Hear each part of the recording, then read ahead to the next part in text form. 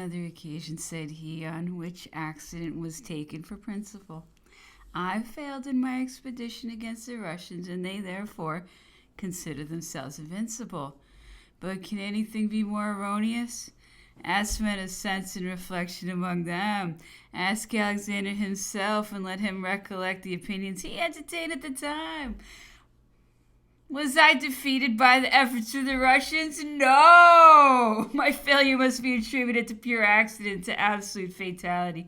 First, the capital was burnt to the ground by foreign intriguers and in defiance of its inhabitants. Second, the frost set in with such unusual suddenness and severity that it was regarded as a kind of phenomenon. To these disasters must be added a mass of false reports, silly intrigues, treachery, stupidity, and in short, many things that will perhaps one day come to light, and which will excuse or justify the two great errors I committed in diplomacy and war, namely, to have undertaken such an enterprise, leaving on my flanks, which soon became my rear, 2 cabinets of which I was not master, and 2 allied armies who, on the least check, would become my enemies.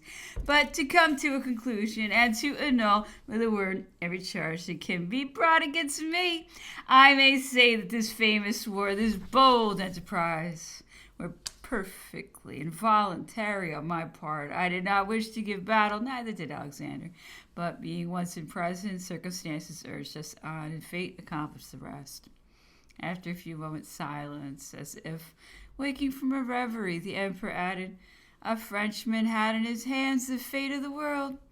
If he had possessed judgment and spirit equal to the exalted situation in which he was placed, if he had been a good Swede, as he pretended he was, he might have restored the glory and power of his adopted country, have retaken Finland, and arrived at St. Petersburg before I reached Moscow.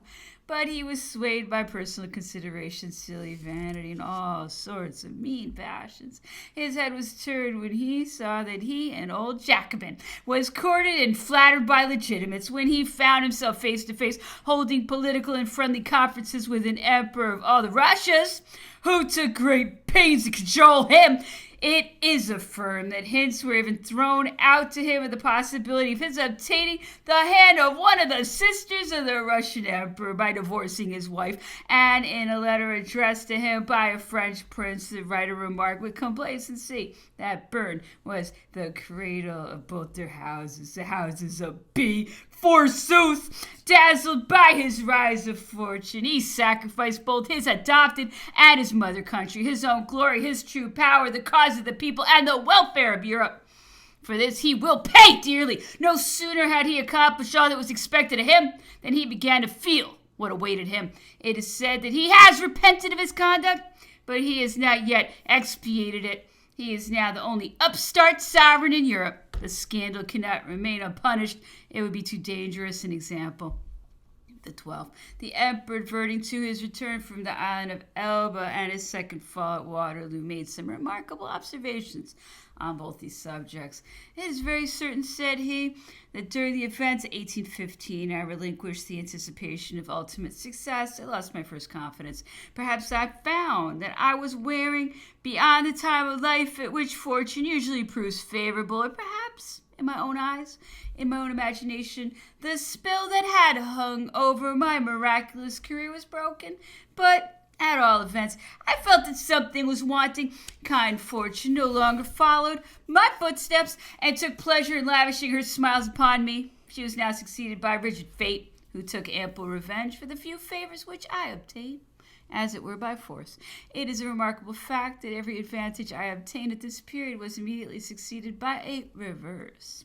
I marched through France and arrived in the capital amidst the enthusiasm and universal acclamations of the people.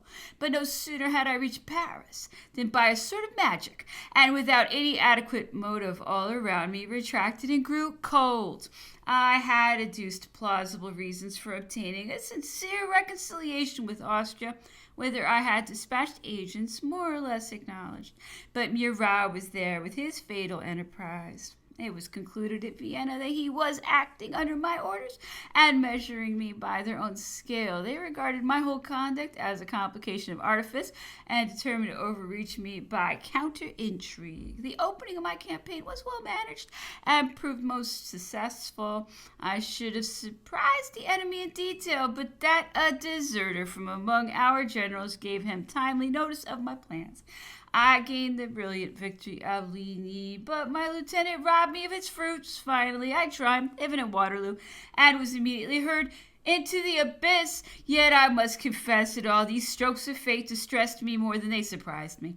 I felt the presentiment of an unfortunate result. Not that this in any way influenced my determinations and measures, but the foreboding certainly haunted my mind. That such was really Napoleon's state of feeling at the period here alluded to is evident from the following anecdote, which is so very remarkable that I cannot forbear presenting it to the reader. When on the banks of the Sambre, the emperor early one morning approached a bivouac fire, accompanied only by his aide-de-camp on duty, General C.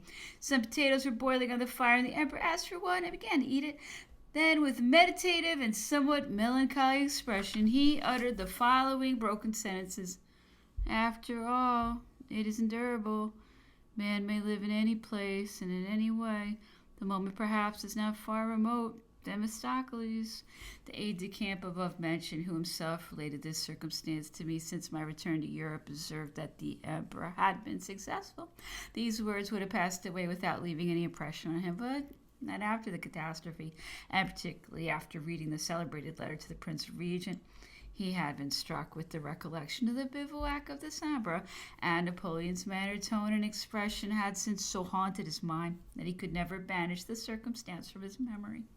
It is a mistake to suppose that Napoleon was on all occasions inspired by that internal confidence which his acts and decisions seemed to denote when he quitted the Tuileries in January 1814 to enter upon his immortal but unfortunate campaign in the environs of Paris. His mind was depressed by gloomy apprehensions, and a circumstance that bears evidence of his penetrating foresight is that at the period in question he felt convinced of what the majority of the individuals about him were far from suspecting, namely that if he fell, it would be by the Bourbons. This idea he communicated to a few of his particular friends who vainly endeavored to rouse his confidence by vainly representing that the Bourbons were forgotten, that they were wholly unknown to the present generation. There is the real danger, was his invariable reply. Thus, immediately after his eloquent and impressive harangue to the officers of the National Guard, in which, among other things, he said, "You elected me, I am your work, it is for you to defend me," and which he concluded by presenting to them the Empress and the King of Rome, saying, "I go to oppose the enemy, and I consign to your care all that I hold most dear." Immediately after delivering this address, which, on the point of quitting the Tuileries, he foresaw at that decisive moment the treachery and perfidy that awaited him, he resolved to secure the person of him who proved to be the mainspring of the plot by which his overthrow was effected. He was prevented from executing his intention only by representations, and it may even be said offers a personal responsibility on the part of some of his ministers, who assured him that the individual suspected had more reason than anyone else to dread the return of the Bourbons. Napoleon yielded, at the same time emphatically expressing fears that he might have cause to regret his forbearance. The following circumstance, which is but little known, is important, since it proves how much, in the height of the crisis, Napoleon's thoughts were directed towards the Bourbons.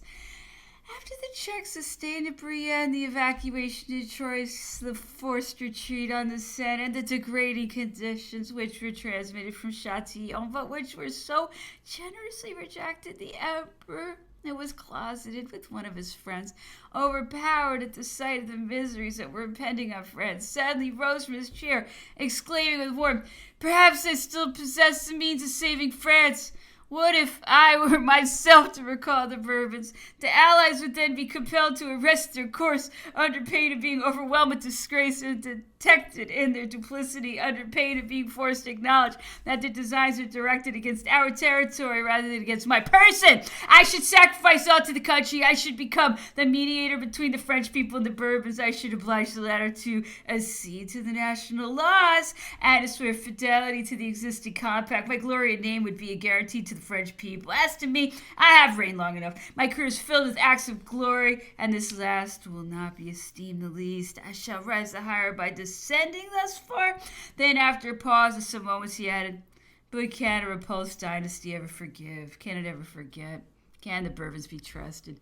May not Fox be right in his famous maxim respecting restorations?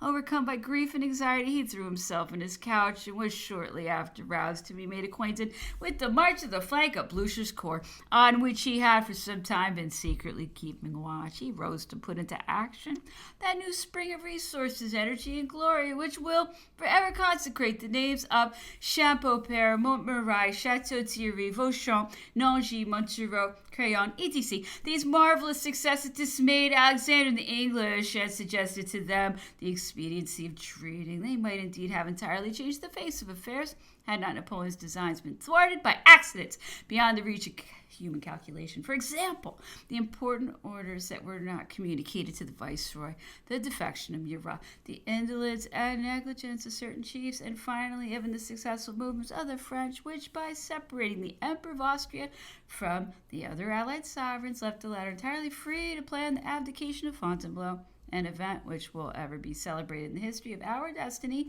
and our moral character. Philosophic thinkers, painters of the human heart, turn your eyes to Fontainebleau and contemplate the fall of the greatest of monarchs. Observe how the retinue by which the unfortunate hero was surrounded, those whom he had loaded with favors, honors, and riches, after the first frown of fortune, forsook, betrayed, and even sought to insult him. Mark how the first among them in rank, favor, and confidence, he whom the great prince had vainly sought to inspire with exalted sentiment by treating him as his companion and his friend. Mark how this man degraded himself to the level of the Mameluke, whose native manners rendered him perhaps more excusable, and who thought it perfectly natural to forsake his fallen master.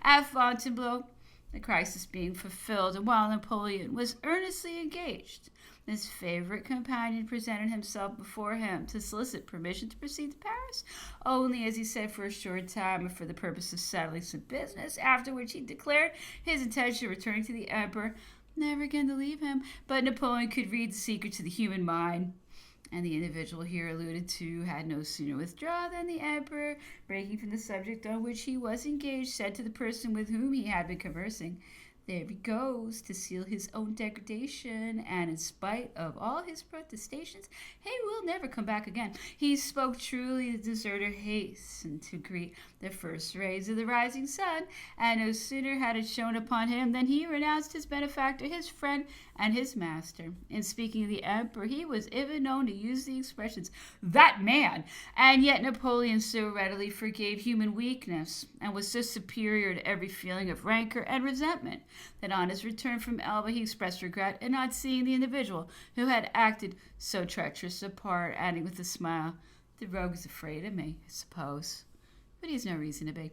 The only punishment I should have inflicted on him would have been to require him to appear before me in his new costume. They tell me he looks even uglier than usual. And how many instances of private turpitude might not be mentioned? I myself can attest that an individual who had been most remarkable for his base conduct on returning from Fontainebleau appeared one of the most forward at the Tuileries on the 20th of March. He appeared very much disconcerted at the accidental or intended solitude in which he was left by all the rest, a witness of his late misconduct, burying the recollection of past troubles in the present joy, hastened to him and relieved him from his embarrassment. Such generosity cost little at that moment. Au cœur heureux, les vertus sont faciles. To happy hearts, virtue is easy. I refer to the manuscript of 1814 for a picture of these mortifying events. The reader may there learn. But no, he will learn nothing new. In all circumstances, at all times, in all countries, men, and particularly courtiers, are ever the same. And it must be recollected that by this time Napoleon's camp had become a court. Let not these men say that their conduct was dictated by regard for the welfare and interest of their country. The thought of securing the undisturbed enjoyment of the wealth and honors they had acquired in their minds superseded every patriotic consideration. But history will be just. I say history, for the bulk of the present generation cannot even claim this sad honor. Where was our indignation? Where was our reprobation authentically and solemnly pronounced? And let it be understood that this is a point wholly unconnected with political considerations. The question is not what cause these men supported, but merely what moral principle they profess. But it must not be supposed that discontented misanthropy would lead me to draw a picture discouraging all hearts and to conclude by the prescription of all mankind. By no means. I am well aware that the moment of great trials is that of great extremities, and that amidst the basest passions the most brilliant heroism and noble virtue shine conspicuous. Therefore, honor be those veteran bands whose bitter tears attested their sincere sorrow. Honored be those innumerable subaltern officers to whom a word would have been the signal for shedding every drop of their blood. Honored be the generous peasantry who presented to our troops their last morsel of bread and, disregarding their own privations, parted with all to aid the brave defenders of their country. Honored be those generous sentiments that were expressed by the citizens of every class, sex, and age. If, on the one side, the heart is roused to indignation, it finds a delicious source of gratification on the other. As St. Helena the Emperor dictated an account of the events of Fontainebleau and his removal to the island of Elba, but my memory does not enable me to quote any of the facts thus detailed. I took no notes of them because, with the view of abridging my own labor, I laid down the rule of passing over those subjects that were dictated to others, being assured that they would be faithfully recorded. Besides, the narrative to which I have just alluded is destined for publication. I shall therefore merely subjoin a few particulars which I presume are not included in it and which are collected from Napoleon's conversation or other authentic sources. When the disasters of 1814 were apparent, when the danger was imminent, particularly after the entrance of the Allies into Paris, many of the French generals began to waver. Those in whom selfishness prevailed over patriotism, those who preferred to retire from the fatigues of war rather than to obey the dictates of duty, honor, and glory, urged on the catastrophe instead of seeking to avert it. The most distinguished chiefs ventured to advise the abdication and declared it to be indispensable. Some even went so far as to hint to the emperor that they could not answer for the consequences of the dissatisfaction and indignation which the soldiers manifested towards him, while, on the contrary, as Napoleon himself said, such was the attachment of the troops and the devotedness of the officers that if I had made known the machinations that were plotting, I certainly should have endangered those who were guilty of such misrepresentation. A single word from me would have sacrificed them. Napoleon reviewed the troops. Their acclamations were enthusiastic in general. It appeared as though adversity served only to render the emperor the more dear to them, for their attachment was never so decidedly expressed. It was impossible it could be otherwise, said Napoleon. Such was the identity of these brave men with me, and such our mutual sympathy. I never entertained a doubt of their attachment. In this extremity, Napoleon profoundly reflected on what course it was advisable for him to pursue. He yet possessed 40 or 50,000 troops, the best and most devoted in the world. He might, without risk, have overawed or dismissed the faithless generals. In this state of things, three different measures by turns presenting themselves to his mind. The first was to return upon Paris, for he imagined that no general on earth would be bold enough to give him battle with that immense capital in his rear. At my command, said the emperor, the whole population would have risen. I should sadly have found my forces recruited by the addition of 100,000 or 200,000 men, but the Allies on retiring might have burnt the capital, and this disaster would have been accounted my work. It is true the burning of Paris might have proved in reality the salvation of France, as the burning of Moscow was the salvation of Russia, but such sacrifices can only be made by the parties interested. The second idea which suggested itself to the emperor's mind was to proceed to Italy to form a junction with the viceroy, but this, said Napoleon, would have been a desperate course without the chance of obtaining an adequate result. It would have removed the theater of conflict to too remote a point. Public enthusiasm would have had time to subside, and we should no longer have been fighting in France, on whose sacred soil alone we could hope to work the prodigies that had become indispensable. Neither of these two measures would have been practicable. Only the third course, therefore, remained, and this was to continue on the defensive, to dispute every foot of ground, and to maintain the war until new chances should arise. The stupor which the presence of the invaders had produced would soon be dispelled. The miseries they created would soon render them the objects of execration. The national enthusiasm would revive, and the Allies would find their graves in the land which they had presumed to violate. But this must necessarily have been the work of time. In a word, success was doubtful, or at least remote, while the sufferings of the people were certain, immediate, and incalculable. The noble mind of Napoleon was moved, and he resolved to abdicate. Meanwhile, he dispatched to the Emperor Alexander a deputation of marshals, among whom was the Duke of Ragusa, one of those to whom he was most fondly attached. The deputation was instructed to propose the abdication of Napoleon in favor of his son. The emperor thus hoped to save France, to secure her independence and the duration of her existing institutions. The Emperor Alexander, who had several days before publicly declared that he would not treat either with Napoleon or any of the members of his family, nevertheless discussed the subject contradictorily with that party of the Senate who proposed the abdication. The marshal spoke vehemently, and in the name of the whole army. Alexander's determination was shaken, and the party favorable to the regency seemed likely to prevail when intelligence arrived of the defection of the Duke of Ragusa. And this circumstance confirmed Alexander in his previous resolution. The event came upon him like a ray of light. The army then is not unanimous, thought he. From that moment, setting aside all reserve, he declared himself to be inflexible. In this state of things, Napoleon was surrounded, urged, and harassed to sign his positive and unconditional abdication. He yielded after a great internal struggle and dictated the act of abdication in the following terms. The Allied powers, having proclaimed that the Emperor Napoleon is the only obstacle to the reestablishment of the peace of Europe, the Emperor, faithful to his oath, renounces for himself and his heirs the thrones of France and Italy, and declares that there is no sacrifice, even that of life, which he is not ready to make for the interests of France. This declaration, which the Allies were far from expecting in so absolute a form, smoothed away every difficulty, and the marshals returned with what is called the Treaty of Fontainebleau, which I shall presently insert. I find in Baron Fane's manuscript of 1814 a complete explanation of certain remarks made by the Emperor, which I noted down at the time without exactly comprehending their meaning. In the fifth part of this journal, the Emperor, alluding to the Treaty of Fontainebleau, says, I will have nothing to do with that treaty. I disclaim it. Apart from being proud of it, I blush for it. It was discussed for me and against my will.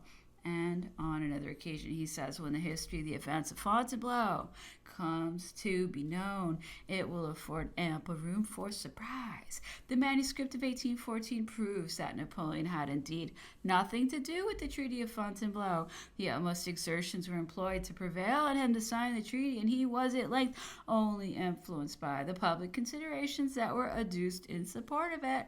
He thought it both degrading and useless to sign the treaty. Having survived his greatness, he wished henceforth to live as a private individual, and he was mortified to reflect that the vast sacrifice that had been made for the peace of the world should be mingled with pecuniary arrangements. Of what use is a treaty, said he, since they will not settle the interests of France with me? If only my personal interests are concerned, there's no need of a treaty. I'm conquered. I yield to the fate of arms. All I ask is that I may not be accounted a prisoner of war, and for that a mere cartel is sufficient. Every endeavor to turn his thoughts to his personal situation, his existence, and future wants proved unavailing. To all such suggestions he energetically replied, what matters it? A horse and a crown a day are all I want. I, for my part, can bear witness that the Emperor infinitely regretted having ratified the Treaty of Fontainebleau, and this was not the only decision of the period which weighed heavily on his mind. He also very much regretted having yielded when in his possession of Saint Dizier and Dulevant, to the various representations and suggestions by which he was assailed, and which induced him against his inclination to make a countermarch upon Paris. Here I wanted firmness, said he. I should have followed up my intention of advancing to the Rhine, collecting reinforcements from all the garrisons on my way, and exciting the rise of the peasantry. By this means I should have possessed an immense army.